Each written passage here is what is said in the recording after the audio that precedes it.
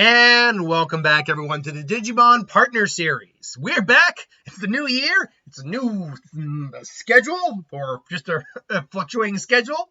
And so we are going to keep going along like we always have. So from Jim Mulvaney, we have what is Mario's Digimon partner? And Mario was a unique one.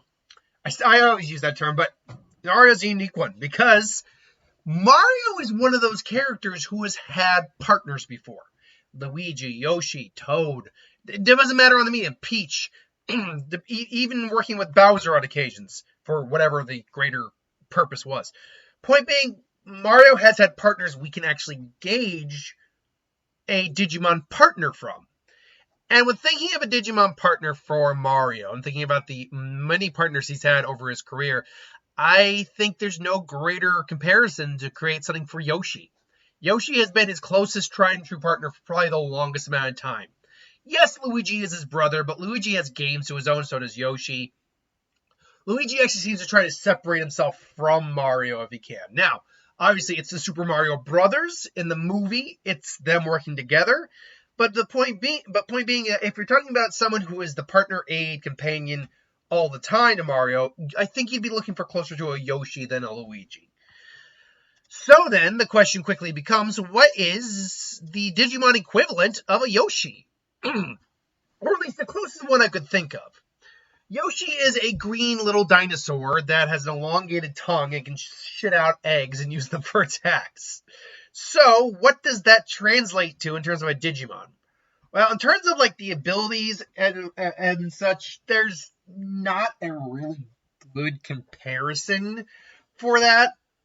But a little green dinosaur, I can work with that. You'd think with all the Agumon variants we'd have, there'd be a green Agumon variant. We have standard Agumon plus all the other random yellow ones, but you have Black Agumon, who's more kind of evil, dark-ish. You have a Ice Agumon, or Snow Agumon, who's snow-based. You'd think there'd be an Aqua Agumon, a Nature Agumon, a Earth-based Agumon. You think these would exist, a Lightning-based Agumon. You think these would all exist, and maybe that's something for fans to create. I'd be down for it.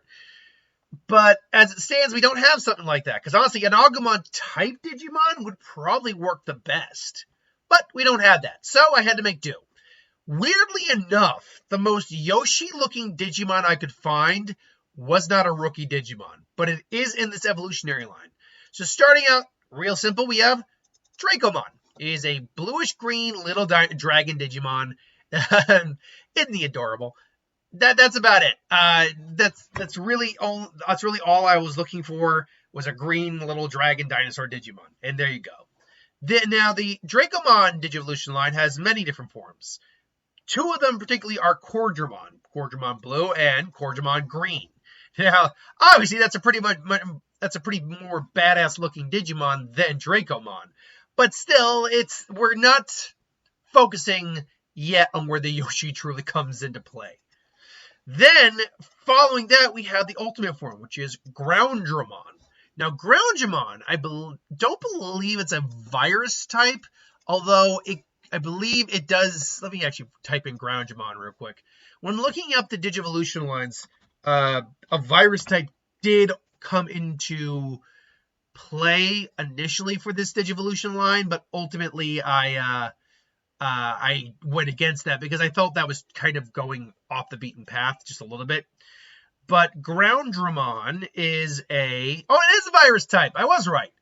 Okay, but ultimately this is fine. I actually don't think this is a bad move to go with this Digimon. This Digimon has no actual wings, as you can see. Its wings are these giant F-off arms that it uses for plowing the earth and digging through the earth.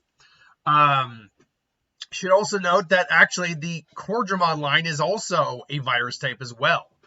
And to be fair, this kind of adds up a little bit. While Yoshis are usually very peaceful and happy, they're kind of unnatural, even by their own world standards. They seem to be able to reproduce similar to a virus. At any rate, they're not evil or anything like that, and even virus-type Digimon aren't inherently evil. But that being said, the Groundramon line is a very Terra-based line.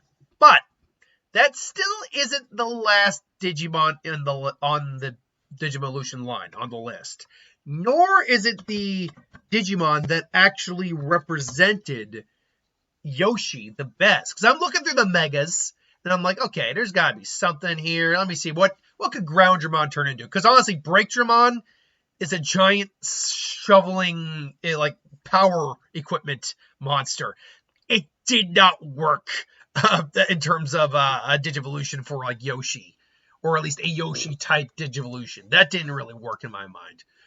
But there is a Digimon that is also a carrier of the X antibody, weirdly enough, with strength that far exceeds other dinosaur Digimon. Now, dinosaurs and dragons in the digital world can very much be related. You can go, because Agumon's line is actually mostly dinosaur based until you get to Wargreymon, which technically is still dinosaur, but it is more draconic at that point. Same with Wargreymon. With Metal Greymon. Similarly, Rise Greymon, Shine Greymon, they also seem to be more draconic than the previous two Greymon lines. They're not great Drummons, mind you. They're not true dragons, but they definitely have more dragon elements to them. Point being, because of their reptilian nature and how close you kind of get with them, you can go dragon to dinosaur and dinosaur to dragon when it comes to Digimon. Honestly, you can, as long as you can justify it, you can have any Digimon turn into any Digimon, theoretically. Which leads us all to Dino Rexmon. Dino Rexmon is actually this is the image I have for it, which is a cool image. But let's actually get that a little bigger. If you actually look at this guy, he's actually kind of like a badass Yoshi to a little degree. If there's other images too of him where he actually looks even more like Yoshi, just, giant claws. But he's described as a very superior dinosaur type Digimon, and is then Digimon named King of Terror due to its unparalleled ferocious nature it displays in battle with its talons, which are almost half as long as its body. It seizes up its opponent, it seizes up the opponent, snaps and brandishes its gigantic jaws at them, then kills them, and then kills them. Its exceedingly brutal manner, which appears in the finest battles of a world where the weak are food and for the strong. This sentence structure is weird because it stops. Its exceedingly brutal manner, which appears in the finest battles of a world where weak are food for the strong, is probably the reason it's called the King. Also, partly due to the fighting with other Dino Rexmon is said to be have a very small population. Also, it should be noted that this does have one of its attacks is called Splatter Hunting, which just slices opponents to bits, but the other is called Ogre's Flame, fires extremely high temperature grenades from its mouth, which have a semi-fluid form similar to magma and burn down their surroundings even if they don't hit the opponent. So, while this is not a one-to-one to Yoshi, there's no Digimon that's going to be a one-to-one to Yoshi. In terms of at least physicality, like how its design looks, it's actually relatively close to Yoshi. Green dinosaur. Walks mostly on two legs, but this one seems to also walk on four occasionally. It seems mostly on two, though. As well as being surprisingly powerful. This, I think, is the Digivolution line for Mario's Digimon partner. Dracomon, Coromon, Green, Groundramon, and then Dino Rexmon. But this is also just my opinion.